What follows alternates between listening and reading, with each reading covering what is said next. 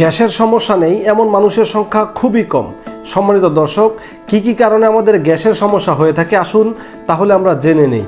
সম্মানিত দর্শক, আমরা যখন ভাজা পোড়া বেশি পরিমাণে খাচ্ছি, সিঙ্গারা, সমোসা, ফুচকা, ঝালমুড়ি, তাছাড়া আরও যেই ভোজন জাতীয় খাবার রয়েছে, রেস্টুরেন্ট থেকে তৈলাক্ত পরিমাণ খাবার বেশি খাওয়া, অথবা প্রতিনিয়ত রেস্টুরেন্টের খাবার খাওয়া, অথবা রেস্টুরেন্টের খাবার বেশি পরিমাণে পছন্দ করা, তাছাড়া তৈলাক্ত খাবার বেশি পরিমাণে গ্রহণ করা, তাছাড়া নিয়ম মেনটেন করে খাবার না খাওয়া, এসব কারণে আমাদের গ্যাসের সমস্যা হয়ে থাকে।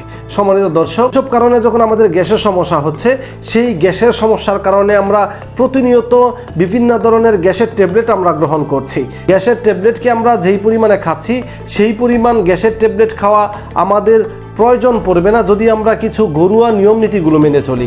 সম্মানিত দর্শক, যে গ্যাসের সমস্যা নেই এমন মানুষের সংখ্যা হাতে গোনা খুবই কম।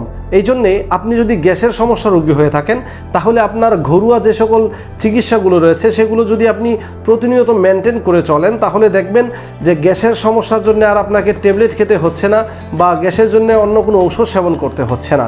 সম্মানিত দর্শক, আসুন তাহলে জেনে নেই 4টি এমন খাবার রয়েছে যেই খাবারগুলো আপনি প্রতিনিয়ত যদি অল্প পরিমাণে খান, তাহলে আপনার গ্যাসের সমস্যাই থাকবে না ইনশাল্লাহ।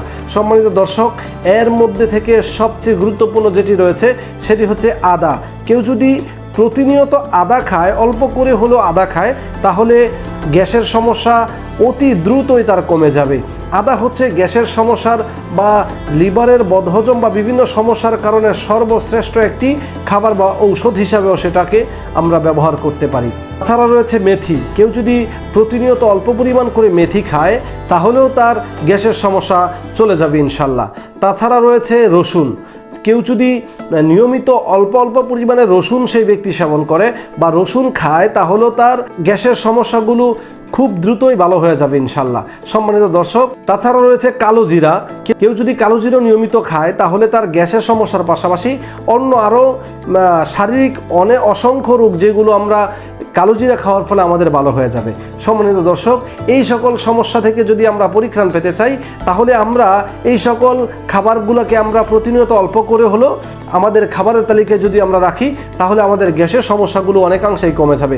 তাছাড়া যদি আপনি কিছু হোমিওপ্যাথিক ঔষধ সেবন করেন, তাহলেও আপনার গ্যাসের সমস্যা আপনার কমে যাবে ইনশাল্লাহ।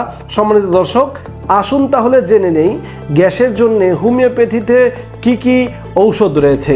গ্যাসের জন্য সর্বশ্রেষ্ঠ ঔষধ যেটাকে ধরা হয় সেটি হচ্ছে নাক্স বম, তাছাড়া রয়েছে কার্বোভ্যাজ, লাইকোপোডিয়াম, তাছাড়া রয়েছে নেট্টামফস, এছাড়া আরও অনেক ঔষধ রয়েছে গ্যাসের জন্যে। একজন ডাক্তারের শরণাপন্ন হয়ে এই সকল ঔষধগুলি লক্ষণভিত্তিক আপনি সেবন করেন, তাহলেও আপনার গ্যাসের সমস্যা দ্রুতই ভালো হয়ে যাবে ইনশাল্লাহ। আসসালামু আলাইকুম ওয়া রাহমাতুল্লাহি ওয়া বারাকাতুহু।